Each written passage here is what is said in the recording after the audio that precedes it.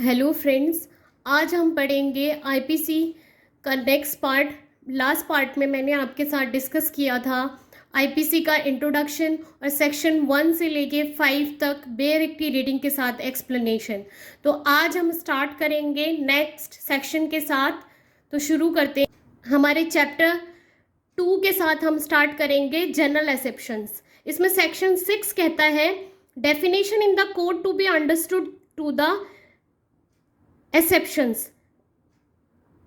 Throughout this code, every definition of an offense, every penal provision, and every illustration of every definition or penal provision shall be understood subject to the exception contained in the chapter entitled General Exception. Throughout those exceptions are not repeated in the such definition, penal provision or the illustration. It means ये जो हमारा section है ये कहता है कि हमारी जो आईपीसी की जो डेफिनेशन है उसको जनरल एक्सेप्शन के साथ ही पढ़ा जाएगा, साथ ही समझा जाएगा। मतलब हम अगर किसी सेक्शन में, किसी डेफिनेशन में या उसके जो ऑफेंस है उसकी डेफिनेशन किसी क्लॉज में दी गई है और उसका पनिशमेंट का प्रोविज़न अगर कहीं पे दिया गया है और कोई भी इलस्ट्रेशन पढ़ी जा रही है तो उसमें हम अंडरस्टूड मानेंगे जनरल एक्सेप्शन को कि वो उसके साथ ही उसके साथ पढ़ी जाएगी।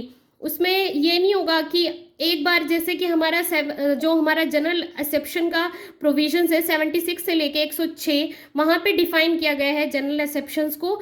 वहाँ पे जो जनरल एक्सेप्शंस है वो आने वाले हर ऑफेंस पे, हर डेफिनेशन पे फॉल करेगी। वो वहाँ पे अगर रिपीट भी नहीं हो रही है, स्पेसिफिकली अगर किसी उस सेक्शन में, उस डेफिनेशन में अगर वो डिफाइन भी नहीं की गई है तो भी हमारा जनरल एक्सेप्शन है उसके साथ चलेगा। ये प्रोविज़न हमारा ये कहता है। मैं एक एग्जांपल देके आपको समझाऊंगी कि हमारा जो आईपीसी में है सेक्शन 300 वो मर्डर को डिफाइन करता है और जो उसका 302 सेक्शन है वो उसके पनिशमेंट को बताता है। तो उसके डेफिनेशन के क्लॉज में कहीं पे भी ये नहीं लिखा है कि कोई भी जो 7 साल का बच्चा है वो अगर मर्डर करता है तो वो ऑफेंस की कैटेगरी में आएगा कि नहीं आएगा। वहाँ पे लिखा है कि एनी पर्सन। तो उसमें ये है क्योंकि हमारा जो 7 इयर्स का बच्चा है वो जनरल एक्सेप्शन में फॉल होता है। आगे एक एग्जाम्पल है इसमें इलस्ट्रेशन, उसके थ्रू आपको और क्लियर हो जाएगा। वहाँ पे ये लिखा है कि वो ऑफेंस की कैटेगरी में नहीं आएगा। हमारे जनरल एक्सेप्शन के सेक्शन 82 में भी कहा गया है कि उसको जनरल एक्सेप्शन में फॉल होगा, वो ऑफेंस की कैटेगरी में नहीं आएगा। क्योंकि हमारे डेफिनेशन क्लॉज में भी नहीं है तो वो हमारा जनरल एक्सेप्शन अंडरस्टूड समझा जाएगा इस सेक्शन में।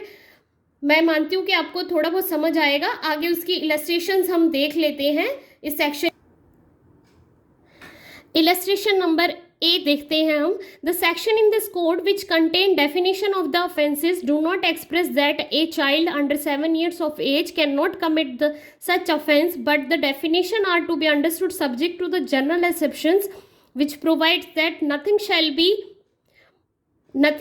be offense which is done by a child under the age of 7 years. It means that कि अगर किसी 7 साल से कम एज के बच्चे ने कोई मर्डर किया है तो वो ऑफेंस की कैटेगरी में नहीं आएगा, वो जनरल एक्सेप्शन में फॉल होगा।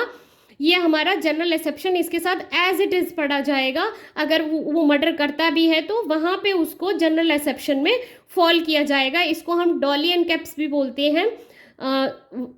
सेक्शन 82 जो 7 ईयर्स से बिलो चाइल्ड्स होते हैं। नेक्स्ट हम उसका इलस्ट्रेशन पढ़ते हैं।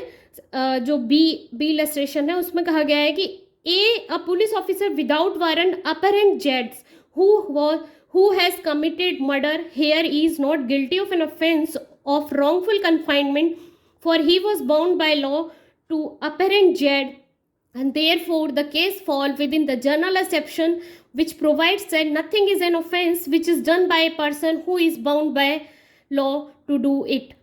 इट मीन्स कि कोई भी पुलिस ऑफिसर है, ये उसका राइट है उसको विदाउट वारंट किसी भी क्रिमिनल को अरेस्ट करने का। वो गिल्टी नहीं माना जाएगा किसी भी रॉन्गफुल कन्फाइनमेंट के लिए, क्योंकि ये बाउंड बाय लॉ है, ये उसकी ड्यूटी है, उसको लॉ ने पावर दी है किसी भी पर्सन को अरेस्ट करने की, तो ऑफेंस की कैटेगरी में फॉल नहीं होगा। तो ये अंडरस्टूड माना जाएगा। अगर एग्जाम्पल कहीं पे भी आता है तो उसको ये जनरल एक्सेप्शन उसके ऊपर अप्लाई होगा, यहाँ पे इसका प्रिविलेज उसको दिया जाएगा। तो हम नेक्स्ट सेक्शन समझते हैं। Section 7, sense of the expressions once explained. Every expressions which is explained in any part of the code is used in every part of this code in the conformity with the explanation. It means that ये section ये कहता है कि अगर कोई भी explanation इस part में, इस कोड में कहीं पे भी अगर एक जगह डिफाइन कर दी गई है तो सब पार्ट में उसको रिपीट करने की ज़रूरत नहीं है, वो एज इट इज़ उसी की तरह उसको माना जाएगा, उसको बार बार एक्सप्लेन करने की ज़रूरत नहीं है। सपोज़ कि मैं एग्जांपल लेती हूँ, यहीं से आपको दिखाई दे रहा होगा कि हमारा जो नंबर है सेक्शन 9 है, अगर उसको यहाँ पे अगर डिफाइन कर दिया गया है तो उसकी डेफिनेशन हर जगह अगर किसी भी सेक्शन में होगी तो वो उसका वही सेंस लिया जाएगा जो जहाँ यहाँ पे डेफिनेशन में दिया गया है। नेक्स्ट सेक्शन हम पढ़ते हैं सेक्शन 8, इसमें जेंडर को डिफाइन करता है। The gender, the pronoun he and its derivative are used of any person whether male or female. It means ये कहता है कि अगर किसी भी सेक्शन में ही या फिर उसके डेरिवेटिव्स होते हैं his, her, him, इस टाइप के कोई शब्दों का इस्तेमाल अगर किया गया है तो हम उसका मतलब एनी पर्सन मानेंगे। हम ये नहीं मानेंगे कि वो कोई मेल है या फीमेल है। अगर वो स्पेसिफिकली डिफाइन नहीं किया गया है, हम उसमें दोनों चीज़ों को दोनों को एक साथ लेंगे, मेल और फीमेल को। उसकी कैटेगरी को हम जब तक डिफाइन ना किया गया हो तो उसमें जेंडर का डिस्क्रिमिनेशन ना करते हुए उस डेफिनेशन को, उस पनिशमेंट को दोनों के लिए माना जाएगा। तो नेक्स्ट